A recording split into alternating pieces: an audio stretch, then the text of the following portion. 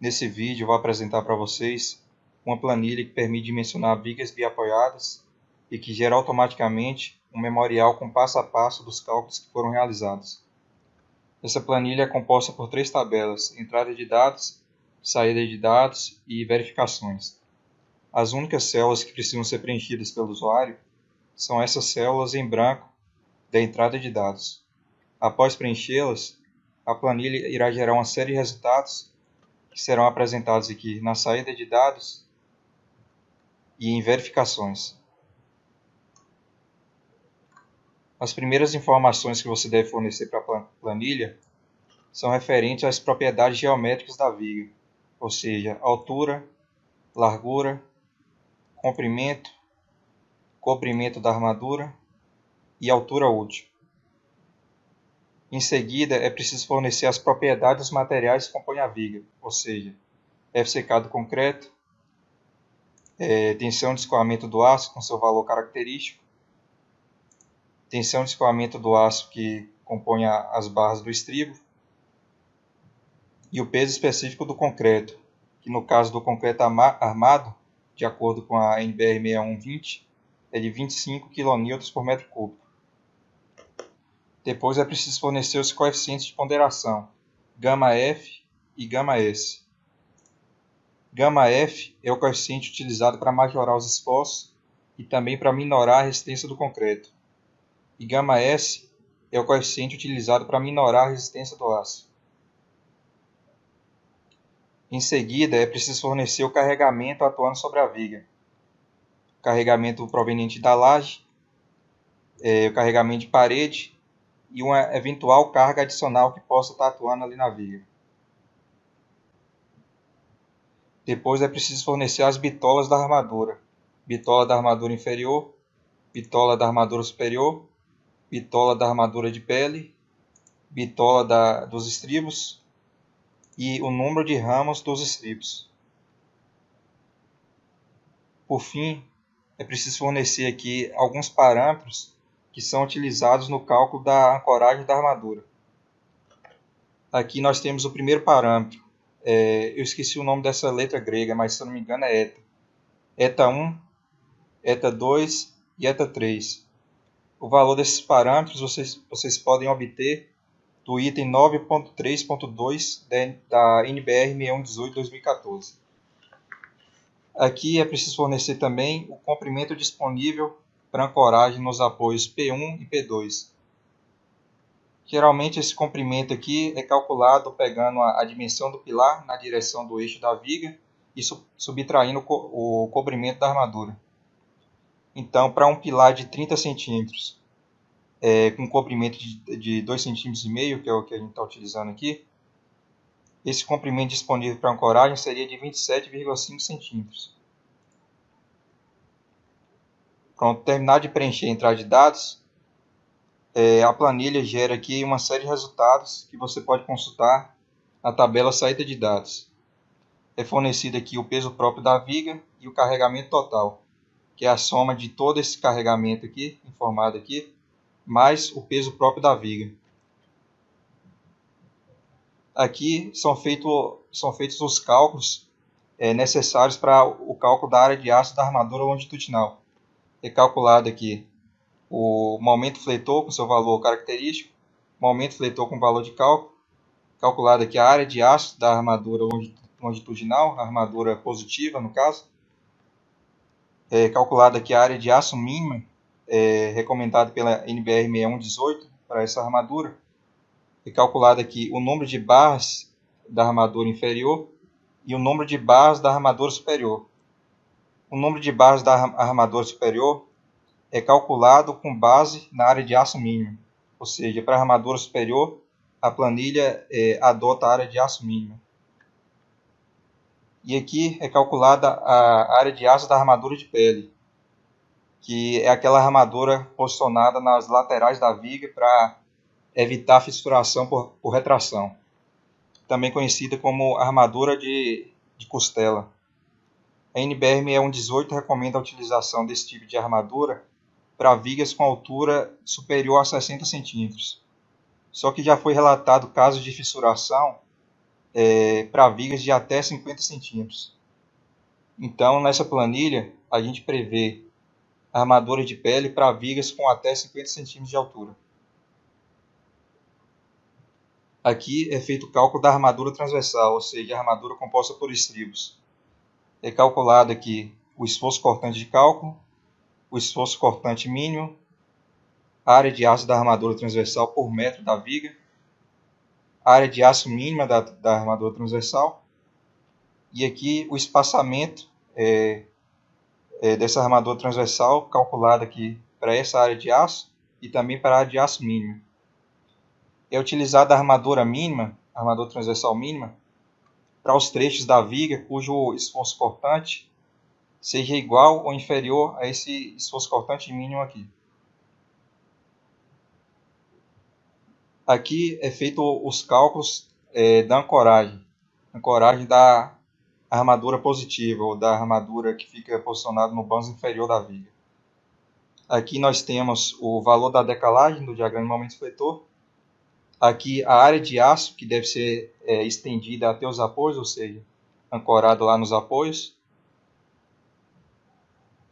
Esse FBD é a resistência de aderência de cálculo entre a armadura e o concreto. Aqui é o comprimento básico de ancoragem. Esse outro aqui é o comprimento de ancoragem necessária das barras. Foi considerado aqui que nas barras vão ser utilizados ganchos. Aqui é feito o cálculo do número mínimo de barras que devem ser ancoradas, ou seja, estendidas até o apoio, ancoradas lá no apoio. E aqui é feito a área de aço de grampo necessária nos apoios P1 e P2. Geralmente, quando esse comprimento aqui disponível para fazer a ancoragem é inferior ao comprimento necessário, é necessário aumentar a área de aço nos apoios para fazer a ancoragem, quando esse comprimento aqui disponível for inferior ao comprimento necessário. Nessa situação, geralmente a ancoragem é feita aumentando a área de aço nos apoios. E esse aumento da área de aço pode ser feito com a utilização de grampos, que são armaduras em forma de U, que você posiciona ali nos apoios, na parte inferior da viga. Por fim, é calculada aqui as reações de apoio. A reação de apoio no apoio 1 e a reação de apoio no apoio 2. Essas informações aqui são úteis no momento que você estiver dimensionando os pilares que servem de apoio para essa viga. Aqui na tabela de verificações é verificado inicialmente a segurança quanto à estabilidade lateral da viga. Como o procedimento aproximado, a NBR 6118 propõe que seja feita essas duas verificações aqui. Para verificar a estabilidade lateral, você deve ver se a largura da viga é maior ou igual a esse L0, que é a distância entre apoios, dividido por 50. É preciso verificar também se a largura da viga é maior ou igual a esse βFL vezes H, que é a altura. Esse βFL, no caso das vigas com seção transversal retangular, é igual a 0,4. Perceba que uma viga com essas propriedades informadas aqui na entrada de dados não passa nessa segunda verificação aqui da instabilidade lateral. Mas mesmo não passando nessa verificação, pode ser que a estabilidade lateral da viga esteja garantida se por acaso existir laje apoiada sobre ela. Porque a presença de laje ali na região comprimida da viga impede que ela se movimente lateralmente, ou seja, impede que a viga sofra flambagem lateral. Se por acaso essa viga for uma viga de fundação, uma viga baldrame, a estabilidade lateral também pode estar garantida devido ao confinamento do solo. Outra verificação que é feita aqui é em relação à armadura longitudinal máxima. É verificado se a área de aço na seção transversal da viga é inferior a essa área de aço máxima aqui, de 4% da área de concreto da seção transversal. É verificado aqui também as diagonais comprimidas de concreto.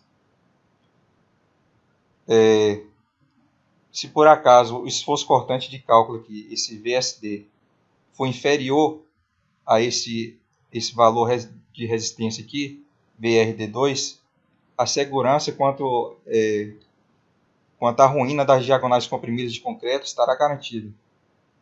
Você pode obter mais informações sobre essa verificação aqui consultando o item 17.4.2.1 da NBR 6118/2014.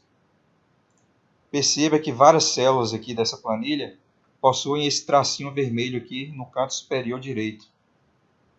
Isso significa que elas possuem um comentário que podem ser acessados posicionando o cursor do mouse sobre elas. Se você não sabe o que significa essa verificação aqui, diagonal comprimida de concreto, por exemplo, basta posicionar o cursor do mouse aqui, que irá aparecer informações sobre essa verificação. Aqui também é verificado o espaçamento dos estribos.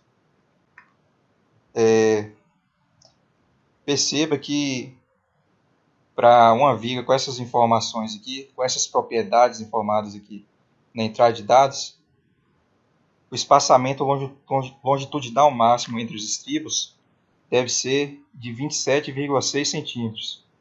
E o espaçamento transversal, ou seja, o espaçamento entre os ramos dos estribos, também deve ser de 27,6 centímetros.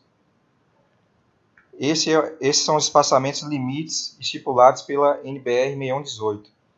E você pode verificar os critérios utilizados para calcular esses espaçamentos limites, posicionando o cursor do mouse sobre essas células aqui. Aí vai aparecer os critérios que foram utilizados para calcular esse espaçamento máximo. Perceba que essa viga não passou nessa primeira verificação. O que isso significa? Significa que o espaçamento calculado aqui para os estribos é superior ao espaçamento máximo. Ou seja, teoricamente, com esse espaçamento de 29,6 centímetros aqui, a viga já estaria com armadura suficiente para resistir aos esforços de cisalhamento. Só que, de acordo com a NBR 6118, a distância entre os estribos não pode ultrapassar esse valor aqui, no caso da viga com essas propriedades informadas na entrada de dados. Então, qual é a recomendação? A recomendação é que você utilize os estribos espaçados a cada 27,6 centímetros, ou então espaçados de uma distância inferior. Aqui também é verificado se a bitola utilizada nos estribos, ou seja, se a bitola informada aqui na entrada de dados, é superior a 5 milímetros e inferior à largura da viga dividido por 10. Ou seja, os estribos não podem ter diâmetro inferior a 5 centímetros e também não podem ter diâmetro superior à largura da viga dividido por 10. Veja que essas duas condições foram obedecidas. Segundo a NBR 6118, a largura da viga também não pode ser inferior a 12 centímetros. A largura mínima da viga, com exceção de alguns casos excepcionais, a largura da viga não pode ser inferior a 12 centímetros. Aqui é verificado também, é feito o cálculo aqui do comprimento da distância da linha neutra, ou seja, a distância da linha neutra até o banzo comprimido da viga, e é feito o cálculo aqui também desse x, é feito o cálculo da razão desse x com a altura útil da viga, ou seja, a distância da linha neutra até o banzo mais comprimido dividido pela altura útil da viga, esse x sobre d aqui, no caso dos concretos com até 50 MPa, essa razão não pode ser superior a 0,45, de acordo com a NBR 6118. Veja que essa relação aqui para essa viga deu 0,284. Então, está inferior a 0,45 e, portanto, passou na verificação.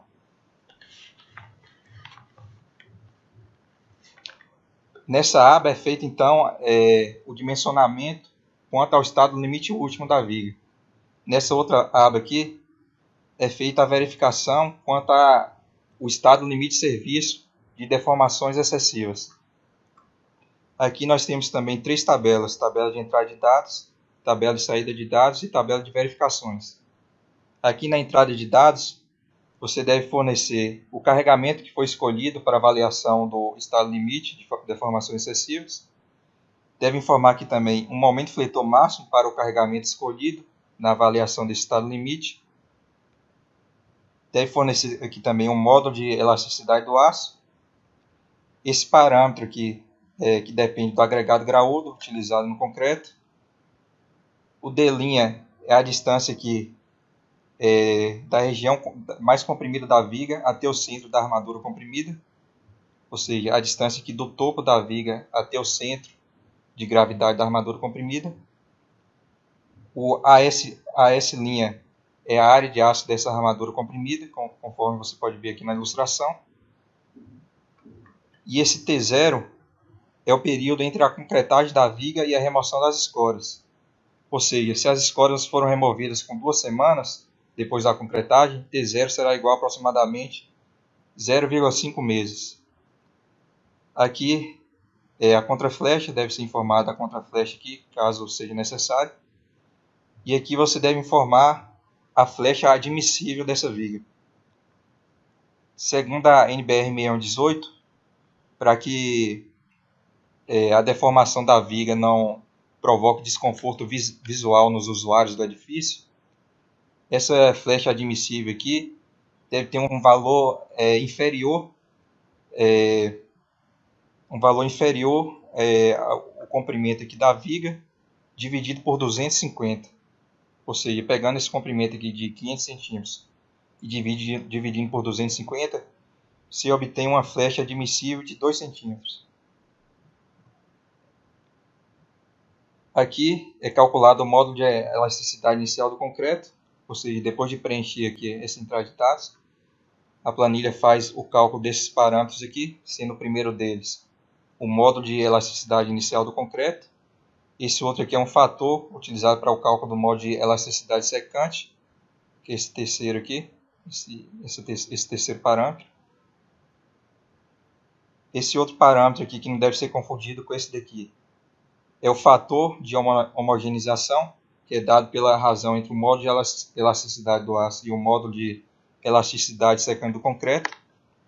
O X aqui é a distância da linha neutra até a fibra mais comprimida de concreto. O cálculo dessa linha neutra aqui é feito com um procedimento diferente do cálculo dessa outra linha neutra aqui. Esse outro parâmetro aqui é o módulo ou momento de inércia da seção bruta de concreto. Esse outro é o momento de inércia da seção fissurada de concreto. Aqui é o momento de fissuração, ou seja, o valor do momento fletor a partir do qual a seção da viga começa a fissurar.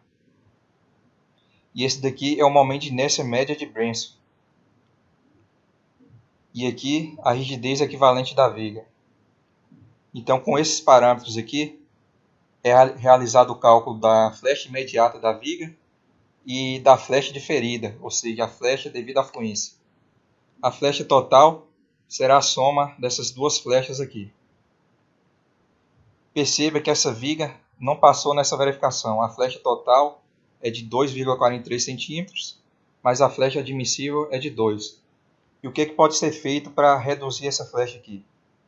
Uma das coisas que podem ser feitas é aumentar a altura da viga.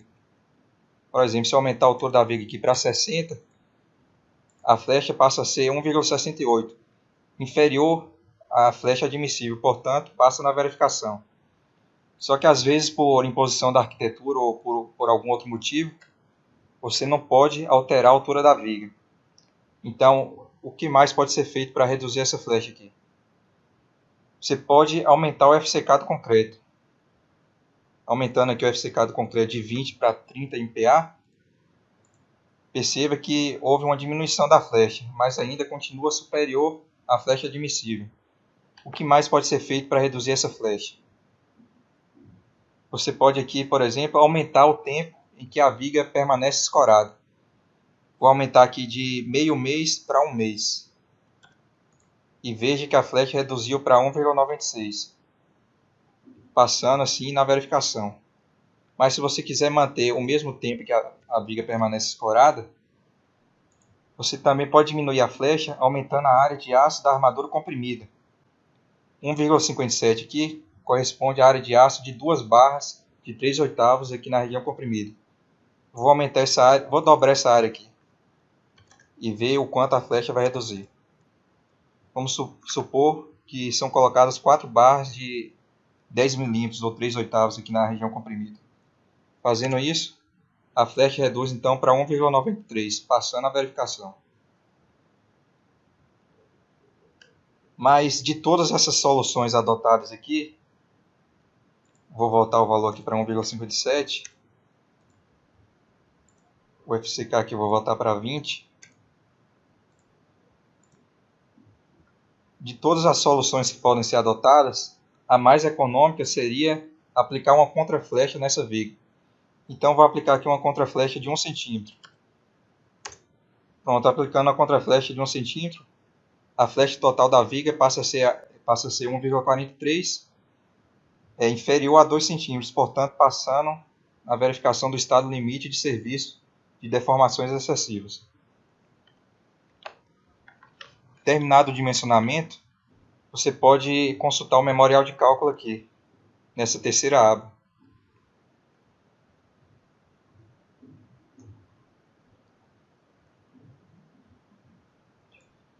Se você quiser, você pode adicionar algumas linhas aqui na parte de cima. Adicionar algumas linhas aqui e colocar seus dados profissionais e o logotipo da sua empresa. Depois de fazer isso, você pode vir aqui na primeira aba novamente e clicar em imprimir memorial.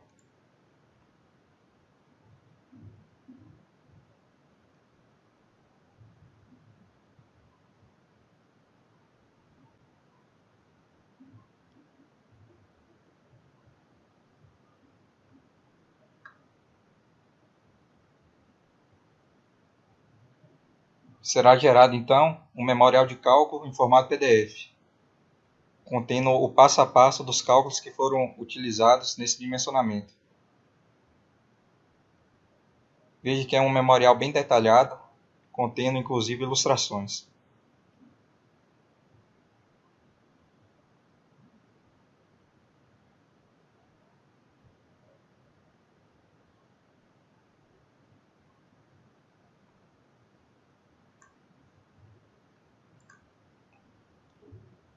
Voltando aqui para a planilha, nós temos aqui embaixo as referências bibliográficas que foram utilizadas para confeccioná-la. E aqui você encontra meu e-mail para contato. E era isso que eu tinha para mostrar para vocês nesse vídeo. Espero que vocês tenham gostado da planilha.